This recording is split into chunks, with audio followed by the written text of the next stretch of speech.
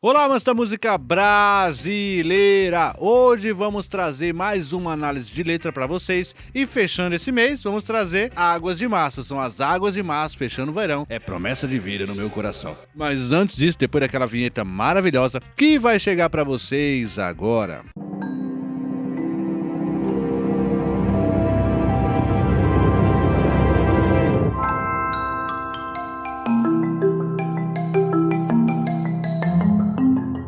Sempre lembrando a vocês para deixar aquele like, ajuda a gente pra caramba, se inscreva no canal se você não é inscrito e ativa o sininho para as notificações, ajuda a gente pra caramba, mas também ajuda se você deixar o comentário, seja aquele comentário apenas para engajar, para ajudar o canal, já ajuda a gente muito, muito. Deixa eu ver, vamos inventar uma agora. Elis e Tom, né, que essa música foi gravada pela Elis Regina e pelo Tom Jobim. Elis e Tom, né, escreva aí Elis e Tom para saber que você assistiu o vídeo e vamos agora para a análise da canção, não é? Agora, se não quiser comentar Elis e Tom, não quiser comentar para engajar, você pode comentar também o que você pensa dessa canção e o que você pensa da análise dessa letra. Tá bom, pessoal, vamos lá, mas sempre lembrando a vocês que eu não sou nenhum professor de português, nenhum professor de gramática, nenhum professor de literatura e que canções são abertas a interpretações. E também deixe nos comentários se você tem outra interpretação dessa canção, é muito bem-vindo saber a opinião de vocês. Tá bom, pessoal? Vamos lá. Águas de Março, acho que muita gente conhece essa canção, mas eu preciso contextualizar muitas coisas antes da gente começar aqui nossa análise de letra. Muita gente pediu essa letra, tá, gente? É uma letra bastante pedida. Vamos ver se vai ter aí, se o pessoal realmente vai assistir, o pessoal que pediu, porque realmente é uma sucessão de imagens que parecem estarem desconexas, né? E que no final culmina no tal do As Águas de Março, fechando o verão, promessa de vida no meu coração. Mas, assim, pra gente entender essa canção, a gente tem que entender três coisas.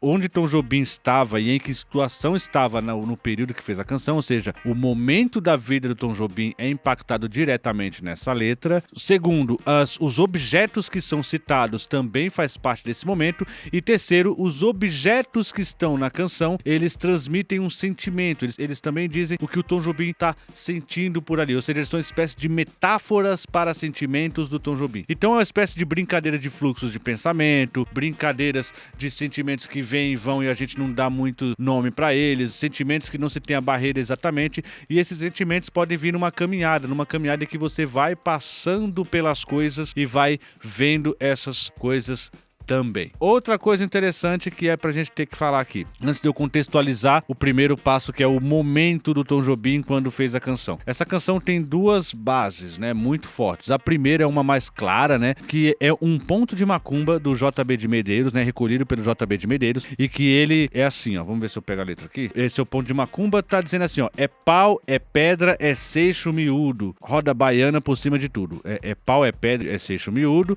roda baiana por cima de tudo. E aí tem o restante da letra. Evidentemente que o é pau, é pedra veio daqui e muita gente, muitas vezes ficou debatendo se isso era plágio ou não. Ai, meu Deus, será que eu vou ter que fazer um vídeo sobre plágio? O que é plágio? Para as pessoas entenderem o que é um plágio, o que é uma intertextualização. O que é a intertextualização? A intertextualização é quando você cita uma obra dentro de outra obra, não é? Então, assim, essas citações são chamadas de intertextualizações. Isso não caracteriza plágio, tá bom, gente? Então, vamos esquecer que não, o Tom Jobim não é plágio desse ponto, tá bom? E outra é um poema, O Caçador de Esmeraldas, que eu vou, só a primeira estrofe eu vou ler aqui pra vocês, quando eu achar também. Por quê? Porque ele é muito grande, senão ia ficar o vídeo só eu lendo aqui um poema, que é um poema enorme do Olavo Bilac, um poema parnasanista do Olavo Bilac, e que é um poema que inspirou, né, o que traz essa ideia das Águas de Março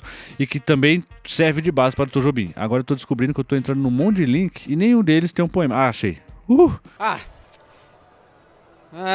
Finalmente. Vamos lá. Então eu vou ler só o primeiro, como eu falei, são vários versos. Quem quiser, vá lá ler, é um poema lindíssimo. Mas eu vou começar aqui só para mostrar para vocês o tal das Águas de Março, que é logo no início que ele vem com a frase, ó. Foi em março, ao findar das chuvas, quase a entrada do outono, quando a terra, em sede requeimada, bebera longamente as águas da estação, que em bandeira, buscando esmeralda e prata, à frente dos peões, filho da rude mata, Fernão Dias Pais Lemes, entrou pelo sertão, né? E aí ele vai contar essa saga e tal, mas o que interessa pra gente é esse começo, então existem essas duas bases. E existe também o que o tal do Tom Jobim, né, esse tal desse personagem, fazia na época. Tom Jobim estava no seu sítio, né, em Poço Fundo, né? Isso é muito importante também, porque ele dá uma citada nesse sítio na letra, né? De uma certa forma, não diretamente. Lembre-se que o nome do sítio é Sítio de Poço Fundo. Poço Fundo. Vamos lembrar disso, que é muito importante. Ele foi lá para realizar os trabalhos do Matita Pereira, né? Que era o disco que ele ia lançar. Então ele ficava lá, ele se trancava, fazia as partituras, tentava arrumar o arranjo, tentava arrumar algumas composições. Então foi um disco que deu muito trabalho para ele e ele estava muito cansado por conta desse trabalho que ele estava tendo com o Matita Pereira, né? Que era o disco então que ele lançaria. Entretanto, quando ele chegou nessa casa, nesse sítio, a casa estava em reforma. Também teve isso. Teve a reforma da casa que atrapalhou um pouco esse processo, ou seja, misturou esse processo de cansaço com ele ver tijolos, com ele ver o pessoal trabalhando, com ele ver um monte de coisa ali que não é uma casa pronta, mas sabe, quando você tem um lugar em obras, o lugar tá meio sujo, tá puído, o lugar tá cheio de coisa, o lugar tá desorganizado, né? Então, assim, existe essa profusão de sentimentos que o Tom Jobim fez para trazer a letra do Águas de Março. Quando ele foi fazer a canção, ele deu um intervalo ali, tava fazendo Matita Pereira, ele deu um intervalo, começou a tocar ali, né, os acordes que seriam do Águas de Março, e aí ele começou a brincar ali, a Tereza, né, a mulher dele, falou, nossa, legal isso aí e tal, e aí ele escreveu, né, os primeiros versos, reza a lenda que num papel de pão, é isso mesmo, num papel de pão, ele escreveu ali, começou a brincar ali e a tentar fazer essa música. Quando ele conseguiu fazer a música inteira, ele ficou tão impressionado com o resultado, e um resultado tão natural, né, Tom Jobim tinha um tipo de trabalho que era meio, ele pegava e trabalhava tudo nos mínimos detalhes, então era um trabalho que geralmente demorava muito, e essa saiu de uma maneira, digamos, Dorival Caymmi, né, que sai natural, né, e aí ele ficou impressionado com isso, quis mostrar pra muita gente a potencialidade dessa música. Ah, bom! Beleza, galera, um contexto muito grande, por quê? Porque a letra, né, diante desse contexto, é esse contexto que dá a nossa chave, né, esse contexto que faz com que a gente entenda a letra com mais facilidade. Por exemplo, eu dando contexto, esse contexto, algumas pessoas pensando em alguns versos da canção já devem ter falado,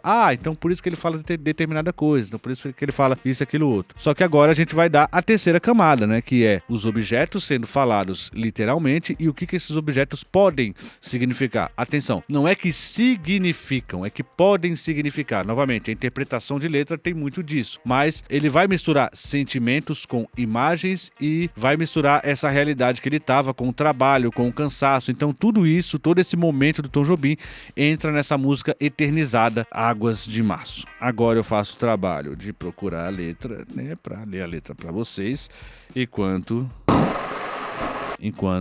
eu analiso. Então já falei o início qual é a referência do é pau, é pedra, né? Então a gente vem, é pau, é pedra, é o fim do caminho, é o resto de toco, é um pouco sozinho. É o caco de vidro, é a vida, é o sol, é a noite, é a morte, é o laço, é o anzol. Vamos até aqui porque já tem muita coisa, né? O que a gente percebe que, de fato, é uma lista de imagens, né? Às vezes imagens um pouco mais evidentes, às vezes imagens um pouco menos evidentes, né? Começar com é pau, é pedra, né? Essa evocação é o fim do caminho. Então, são duas imagens, pau, pedra, e o fim do caminho, ele não é exatamente uma imagem. O fim do caminho, você não tem, evidentemente, o que é o fim do caminho, a não ser uma rua sem saída, né? Que é muito difícil ser a coisa literal aqui. Então aqui, provavelmente, o fim do caminho é um esgotamento, é um cansaço. O fim do caminho é quando você chega num ponto e você fala, deu, fim da linha, né? O fim do caminho, né? Então, se temos duas coisas que é pau, é pedra, é o fim do caminho, né? É o cansaço. Ele tá descrevendo o cansaço, porque ele tá vendo o pau, a pedra, né? Aliás, paus e pedras, ele está diante de uma construção, lembramos que ele está diante de uma reforma, de obras ali, então ele fala, putz, o meu cansaço bateu diante de uma obra que eu estou fazendo, que é uma obra artística, vendo destroços, né, o rebarbas de uma obra que está sendo feita, que é uma obra de uma casa, né, que é uma obra, assim, digamos, mais concreta, né, e aí ele brinca com esse plano das ideias, com esse plano concreto, com é pau, é pedra, o dele é concreto, o meu é o fim do caminho, o meu é o cansaço mental, né? O meu é o cansaço de esgotamento mental. E aí ele fala, é um resto de toco é um pouco sozinho. Reza a lenda que esse resto de toco é um pouco sozinho. Novamente, ele brincou com a imagem, né, e com o sentimento, né? Então é um resto de toco, né? Ou seja, uma coisinha pequenininha ali que ele tá vendo e é um pouco sozinho, já é o que ele se sente, né? Entendeu? Novamente, é o fim do caminho, é um pouco sozinho, são sentimentos, ele tá se sentindo assim. É uma ideia de esgotamento ainda olhando aquelas imagens. Reza a lenda que ele falou isso num processo de psicanálise, né, com algum doutor. Ele falou, é o resto de toco, é um pouco sozinho, né? Ele tratava esse resto de toco também como um sentimento dele. Aí ele continua aqui, é o caco de vidro, né? É um caco de vidro, né? Provavelmente obra também, é a vida, é o sol. Olha que interessante. Ele fala que é a vida, é o sol. Aqui ele fala o caco de vidro, quando ele fala é a vida, é o sol, ele destoa de todo o discurso que ele estava fazendo anteriormente. Então ele começa a falar alguma coisa mais feliz, né? Solar, é a vida, é o sol, né? A gente tem que andar pra frente. Mas olha como ele brinca com essas antíteses. Logo na sequência ele fala, é a noite, é a morte. Ou seja, logo depois do sol, ele vai pra noite, né? É exatamente o oposto, digamos assim, é o escuro diante da luz. E aí ele fala da morte, né? Que é o oposto da vida, né? Então ele brinca com antíteses, né? É a vida, é o sol, é a noite, é a morte, né? Então digamos mais uma vez, esses sentimentos misturados diante de imagens, de escombros, de uma obra e diante de um cansaço pessoal. Ele está fazendo a sua obra pessoal, que é o disco Matita Pereira, e ele tem esse cansaço mental. Continuamos, que agora a partir daqui fica muito mais fácil. É um laço, é um anzol, né? Aí ele finaliza com é um laço, é um anzol. Novamente, mais uma vez ele brinca com a ideia do laçar, né? Daquela coisa do estou sendo laçado, enfim. E o anzol também, que é aquela coisa que tira a vida do peixe. Olha a brincadeira bucólica. Lembrando que no disco Matita Pereira também tem muito da brincadeira bucólica que entra por aqui nesses versos. É peroba do campo, é um nó da madeira, caingá, candeia, é o Matita Pereira, né? Então aqui ele dá ideias campestres, né? Então são árvores, são ideias de campo e tudo, nó da madeira. E o Matita Pereira, evidentemente, que ele cita, né? É um passarinho, né? Flamengo!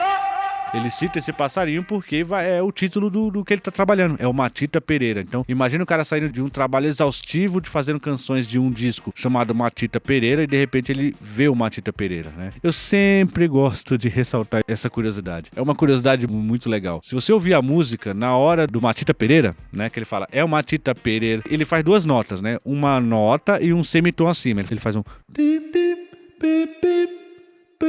O piano faz duas notinhas, né? Esse é o som do Matita Pereira. Se você for ver o Matita Pereira cantando, ele canta essas duas notas, né? Uma notinha e um meio tom acima. Então tem essa graça, né? Todo mundo fala que o Tom Jobim era praticamente um ornitólogo, né? Ele conhecia muitos passarinhos, né? Então ele faz essa graça aqui também. É madeira de vento, tombo da ribanceira, é o mistério profundo, é o queira ou não queira. Então, novamente, profusões de sentimento, né? Tombo da ribanceira, o mistério profundo, né? Aquilo que você não sabe o que é, né? Mais uma vez. E é o queira ou não queira. Eu gosto desse lance do queira ou não queira, mano. É a vida. É a vida que tá andando pra frente. É o queira ou não queira. Você quer viver hoje? Eu não quero viver não. Então, meu amigo, você vai ter que viver, queira ou não queira. A coisa continua, você precisa andar, você precisa se alimentar, você precisa se movimentar. Lembrando mais uma vez, profusão de sentimentos, ele tá no cansaço, precisa se movimentar, mas é o Matita Pereira, né, que tá ali fazendo as suas duas notas, né? É o vento ventando, é o fim da ladeira, né? Eu gosto do vento ventando, daqui a pouco a gente vai falar sobre isso. É a viga, é o vão, festa da cumieira. É a chuva chovendo, é conversa ribeira, das águas de março, é o fim da canseira. É o pé, é o chão, é a marcha estradeira. Passarinho na mão, pedra de atiradeira. Aqui, o que acontece é o seguinte. Ele tá fazendo diversas coisas que parecem pleonasmo, né? O vento ventando, é a chuva chovendo, né? Ele ressalta duas vezes o quanto aquilo tá intensificado, né? Aí você fala, putz, é o vento. Não, é o vento ventando, né? Ou seja, o vento tá fazendo algo, o vento tá batendo, né? É o vento ventando, é a chuva chovendo, é a chuva quando cai na gente, a chuva tá chovendo, né? A chuva tá fazendo esse contato, né? Então não é só a chuva, ou não é só o vento, é o vento ventando, é a chuva chovendo, é o sentimento duas vezes mais, né? É o sentimento que tá ali, de uma certa forma, num tom acima. Sensacional, sensacional. E aí que ele fala da viga, do vão, né? Evidentemente, já falei. Eu não vou ressaltar tantas coisas, eu não vou voltar, porque a letra é grande, eu não vou voltar pra tantas coisas, mas referências à obra, enfim, já tá explicado, né? A viga tava lá, o vão tava lá, e a festa da cumieira é aquela festa, aquele churrasco de quando termina uma obra de casa, faz, assim, o pessoal, né, pra comemorar. Geralmente a gente fala quando bate laje, né, a batida de laje. Eu venho bater uma laje que depois tem o churrasco. Esse churrasco é a festa da comieira. É a conversa ribeira, das águas de março, é o fim da canseira, né? Quando ele fala o fim da canseira, ele mostra, né, que é esse fim do caminho, né, o fim da canseira, né, ele mostra que ele tá descansando ali, é um momento ali da paz dele, quando ele tá nesse intervalo aí do tal do Matita Pereira, né? É o pé, é o chão, né, ou seja, novamente, a chuva chovendo, o vento ventando, o pé é o chão, é aquilo que se toca, né, o pé vai tocar o chão, né, novamente, são toques, né, é a marcha estradeira, passarinho na mão, pedra de atiradeira, né, novamente imagens, e a imagem da vida, morte, outra vez, né, é a pedra de atiradeira com um passarinho na mão, né, é a morte do passarinho. É uma ave no céu, é uma ave no chão, é um regato, é uma fonte, é um pedaço de pão, é o fundo do poço, é o fim do caminho, no rosto um desgosto, é um pouco sozinho. Né? Aqui ele volta algumas coisas, né? Então tem algumas frases como um pouco sozinho, né? Ele volta a falar mais uma vez, né? Agora, uma ave no céu, uma ave no chão é interessante também, ele dá a ideia também de dimensão de alturas, né? Então ele brinca com essa ideia de que ele tá vendo um monte de coisa aqui, mas ele tá vendo também um passarinho no chão, o passarinho no ar, a chuva chovendo, o vento ventando, entendeu? Então é essa ideia tridimensional da coisa vem da esquerda, da direita, de cima para baixo. Então as imagens agora estão contando essa história de um todo. Aos poucos vai montando um todo na nossa cabeça, né? E o fundo do poço, né, gente? Como eu falei, lembra do que ele tava no poço fundo, né? No sítio do poço fundo dele, então é o fundo do poço, isso é o fim do caminho, né? E aí ele fala, é o fundo do poço, né? Ele faz referência ao sítio dele e volta pro fim do caminho, que é a ideia de cansaço. No rosto, um desgosto, é um pouco sozinho. Novamente, música de lamento, com algumas notas de alegria, né? Que é um fluxo de pensamento. Lógico, você num fluxo de pensamento, você não tem pensamentos unilaterais. Tem horas que você tem um pensamento que te alegra por um determinado momento, tem horas que você tem um pensamento que te entristece por um determinado momento, e às vezes você tá mais pra triste do que pra alegre, ou mais pra alegre do que pra triste, mas seu pensamento não fica sempre em uma nota só. Você não fica no pensamento só triste o tempo inteiro. E se ficar, tem que procurar ajuda, né? Porque aí já começa a vir atrás das doenças de cabeça, né? Geralmente a gente tem alternâncias. Então isso aqui ele tá dando ideias sinápticas, né? Ideias de pensamento. É um step, é um prego, é uma conta, é um conto, é um pingo pingando, é uma conta, é um ponto, é um peixe, é um gesto, é uma prata brilhando, é a luz da manhã, é o tijolo chegando. Aqui começa as imagens a brincar até com a língua, né?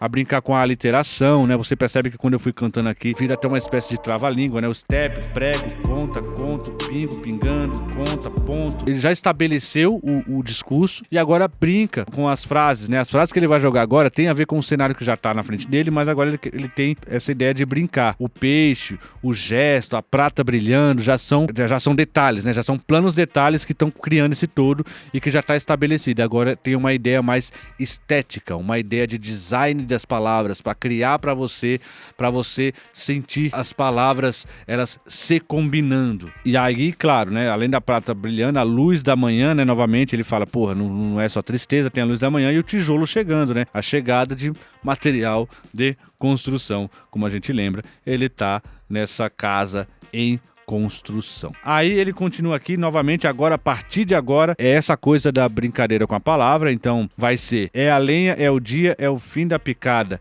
é a garrafa de cana, estilhaço na estrada, é o projeto da casa, é o corpo na cama, é o carro enguiçado, é a lama, né? Aqui tem essa coisa quase, né, que não vai, mas ele pensa no corpo na cama, né, que tá a ideia do pensamento do descanso. Então, olha que graça aqui, que é a disposição dele, o projeto da casa, o corpo na cama, é o carro enguiçado, ao mesmo tempo, no mesmo verso, você tem imagens muito apaziguadoras e imagens muito estressantes, né, como o carro enguiçado, a lama, né, o projeto da casa, né, é a garrafa de cana, né, aquilo que eles bebem, né, é o estilhaço na estrada, né, que pode ser estilhaço desse caco de vidro que tava ali ligado com a outra sinapse, né, e é o estilhaço na estrada, talvez, dessa garrafa de cana, né, então, veja bem, e aqui também tem um fim da picada, né, é o fim do caminho, o fim da picada, né, todos esses estão brincando com essa ideia de estou cansado, né, é um passo, é uma ponte, é um sapo, é uma rã, é um resto de mato na luz da manhã, são as águas de março fechando o verão, verão é a promessa de vida no teu coração, né? E aqui ele fala das águas de março, né? O mês que chove bastante, é um mês que fecha com chuvas, né? Ou pelo menos tende a ser assim, né? Não é também que é sempre assim. O Brasil não tem uma temperatura tão reguladinha assim, mas tende a ser as águas de março fechando o verão. Aqui ele continua falando de coisas que se completam, né? Como, por exemplo, é um passo, é uma ponte, né? O que é uma ponte sem um passo? Ela não está servindo, né? A ponte serve para ligar dois caminhos, então você pisa na ponte, a ponte é o passo, seu passo está na ponte, né? É o sapo, é uma rã, é o resto de mato na luz da manhã, né? Aquela, novamente, a imagem da manhã e tudo, né? É uma cobra, é um pau, é João, é José, é um espinho na mão, é um corte no pé, são as águas de março fechando o verão, é a promessa de vida no meu coração. Continua, né? Brincadeira, né? A cobra é um pau, né? Aquela coisa que eu até comentei recentemente, né? Você mata a cobra e mostra o pau, né? Então, sempre ter muito essa relação. Pra você matar uma cobra, você tem que estar com pau, né? Então essa relação cobra-pau sempre existiu. E aqui ele faz essa relação também. É João, é José, né? Dois nomes que combinam muito, né? Dois nomes que você vai conhecer muito João, você vai conhecer muito José, então aqui ele também coloca na canção como detalhe. É um espinho na mão, é um corte no pé, olha que doideira, né? Também são duas coisas que parecem complementares, né? Pé e mão, mas elas não são exatamente complementares, mas elas estão geralmente junto das mesmas frases, são membros. E o espinho complementa o corte, né? Só que é o espinho que tá na mão e o corte tá no pé, tá bom? Então aqui ele vai finalizar com muita mais tranquilidade, né? É o resto de toco, né? Um pouco sozinho, é o passo, é uma ponte, é o sapo, é uma rã, é um Belo Horizonte, é uma febre teçã, né? O Belo Horizonte, ele não tá falando exatamente do estado, mas é lógico que ele coloca Belo Horizonte pra você relacionar com alguma coisa, é uma brincadeira, mas é um Belo Horizonte, é um horizonte belo, né? Um horizonte que eu tô vendo que é bonito, e uma febre teçã, que é uma doença, não é? Então, assim, com relação a isso, ele termina novamente com os versos, né? São as águas de março fechando o verão, é promessa de vida no teu coração, e ele fecha tudo isso. E assim, cara, aqui temos essa ideia de muito sentimento colocado numa canção, a ideia de descrever muitos sentimentos, e aqui o Tom Jobim, ele brinca com a ideia também de não fechar, né? Percebendo que é uma música que ela é aberta, ela não é fechada, ela não tá te dando uma conclusão, ela tá te dando uma série de fotos, digamos assim, fotos relacionadas a sentimentos, relacionadas ao que ele tava pensando no período. Então eu pergunto a você que tá aí, o que essa música te fez sentir? O que essa música te falava? O que essa música te fazia pensar? Será que você ia também para esses caminhos, né? Obviamente, quando a pessoa fala alguma coisa, você imagina aquela coisa, você também relacionava tudo aquilo? O que você pensa?